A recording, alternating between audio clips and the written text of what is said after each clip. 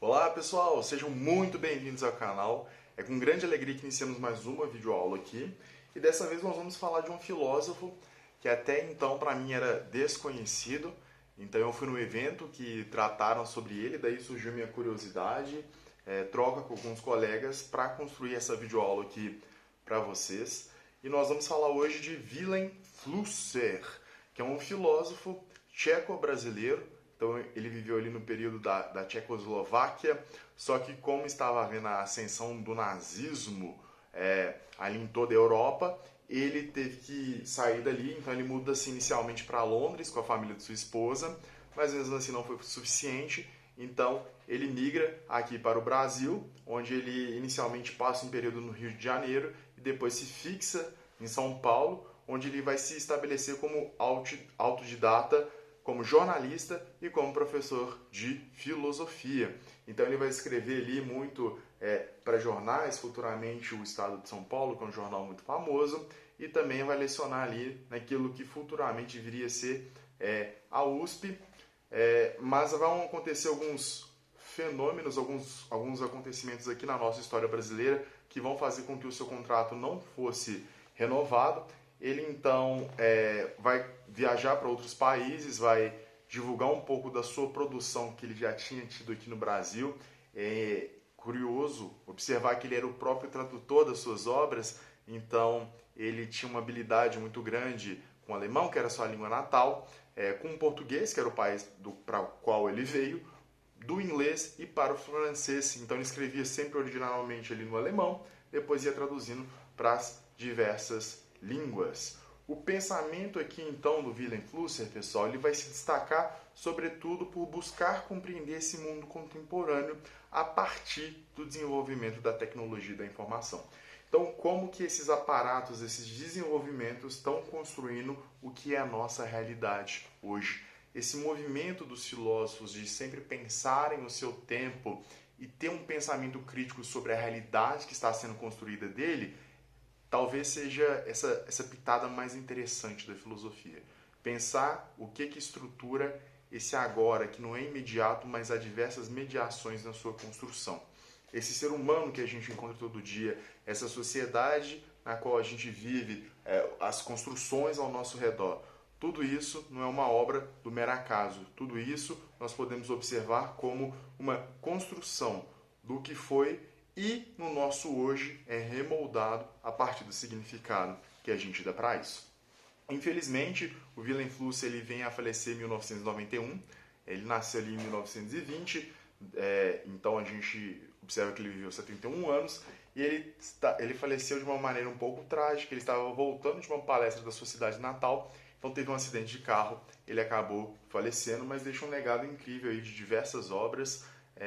Estima-se, né, que o Vilém Flusser deixou mais de 30 mil páginas escritas e somente 5% do que ele escreveu de fato foi publicado aí pelas editoras. Então os futuros estudantes desse filósofo aí têm um trabalho árduo e importante para toda a comunidade brasileira, quiçá mundial, do seu pensamento. Então, feitos esses esclarecimentos mais introdutórios, biográficos e temáticos, vamos ao pensamento do filósofo. Aqui se destaca que o Flusser, inicialmente, ele é influenciado muito pela fenomenologia, Heidegger e Wittgenstein. Essa construção ali do século XX é muito permeada por esses filósofos. A partir disso, o Flusser está ali então construindo as suas noções e parte da ideia de que a condição humana é caótica e solitária frente a um mundo imediato que se mostra sem sentido. Então, o ser humano nesse mundo, de modo imediato, ele não vê nenhuma mediação, nenhum sentido que o circunda. Diante desse caos, resta a busca por uma estrutura que organize esse mundo. Essa mediação se deu pela língua. Então, a linguagem é a construção simbólica que adequa imagens a palavras. Dessa maneira, se constrói a realidade pelos sentidos empregados. Ou seja, as palavras formam a noção do real, como as expressões variam com cultura a múltiplas visões de mundo. Então, Flusser parte de uma visão praticamente ontológica, lembrando que ontologia é o ser enquanto o seu ser originário, de que o ser humano, estando nesse mundo, ele não percebe um sentido imediato, logo tem que construir. E o atributo que o ser humano utilizou para fazer isso foi a língua, foi a linguagem. Então a linguagem é o que vai dar um sentido e vai estruturar toda essa realidade. E aqui a gente toca num outro ponto muito interessante, que é o quê? Se há múltiplas culturas, há múltiplas construções de realidade.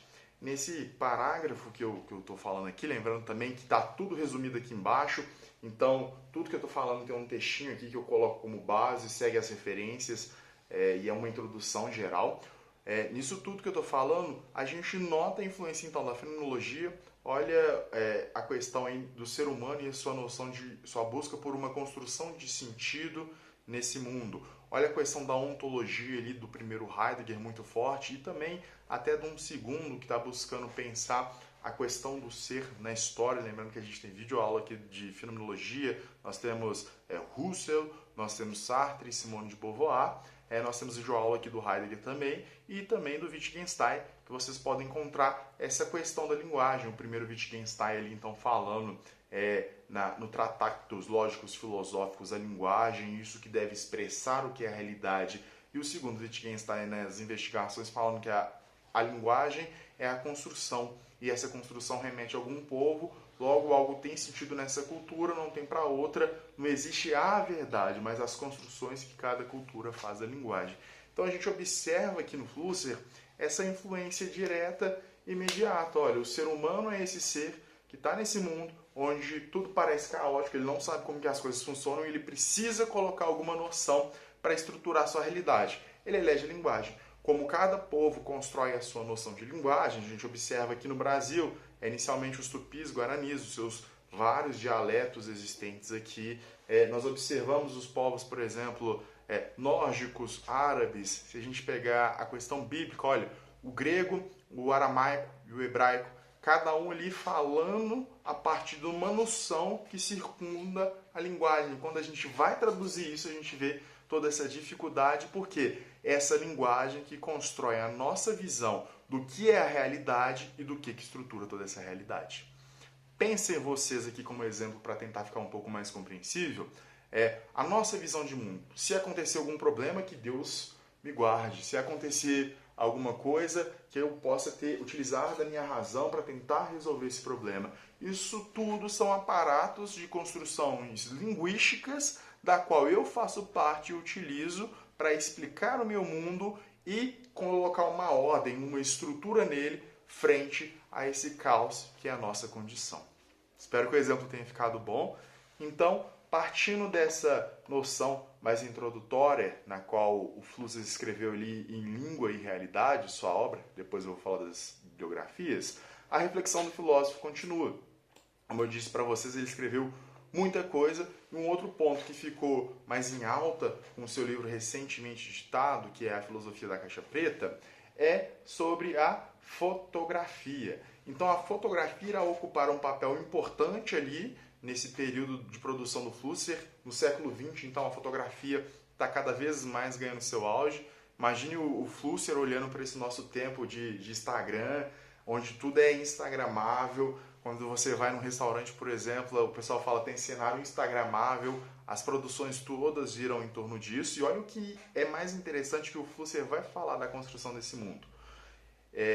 Nesse século XX, então, a fotografia tem um papel muito importante e ela faz com que o filósofo defenda que a compreensão de mundo ganhe uma nova configuração a partir desse novo aparato. Dito de outra forma, tal como a linguagem inicialmente formou um sentido ordenado frente ao caos, agora é a fotografia junto à tecnologia da informação que faz essa construção. Então, se antes, vamos voltar lá nos gregos no início do nosso curso, se antes a gente tinha ali na obra do Homero, essa construção a partir dos deuses estruturando a realidade, e isso a gente observou depois na religião, na filosofia e seu desenvolvimento, na ciência, a fotografia e a tecnologia dão essa noção. Pensem, quando a gente joga uma coisa aqui no Google e o Google nos dá a resposta, isso está estruturando a nossa realidade, isso está estruturando a nossa vida. Ou quando a gente, por meio de uma fotografia, se convence a comer algo, a fazer algo. Então, Flusser ele está falando que a fotografia ela está ocupando esse papel que antes era da linguagem e ela agora, por si só, a imagem ela ganha ali em volta de si um conceito e esse conceito parece ser a nossa construção da realidade. Nessa chave de leitura, então a gente nota um novo método de filosofar. A partir dos adventos do mundo contemporâneo, onde se destacam a fotografia e a tecnologia da inovação, o pensador nos convida a pensar nossas ações estruturantes da realidade. Além disso, então, dá para a gente destacar vários debates que ele nos coloca aqui na sua obra e que não vai ter como a gente tratar aqui no vídeo porque queremos fazer aqui muito mais uma introdução. Então se destaca a potencialidade e os perigos da tecnologia, o controle que os aparelhos têm sobre nós. Pensem aí, pessoal, fake news, períodos políticos, questões, por exemplo, no período da Covid, as coisas que a gente viu. Além disso, então, o pensador nos convida a pensar também sobre o excesso que as imagens têm na nossa vida, produzindo um mundo cada vez mais superficial e abstrato, junto à tecnologia. A mudança do interesse, que antes eram por coisas, agora são por não coisas, coisas na nuvem. Pensem, por exemplo, pessoal, OnlyFans e outros sites que estão fazendo sucesso, onde famosos aí, ou às vezes nem famosos, vendem fotos nus. Olha como é que isso migrou de uma coisa que era em outro formato e agora tem um enorme sucesso nisso. O filósofo nos ajuda a pensar todas essas mudanças. Além disso, uma nova configuração do consumo, o novo design. Olha, toda hora aparece uma propaganda, como que essa propaganda faz a gente querer comprar algo. O design da página, como que ele é viciante, a gente não consegue sair daquele dedinho que fica arrastando para cima. E além disso, como que a gente pode pensar uma ética no mundo industrial e cada vez mais tecnológico?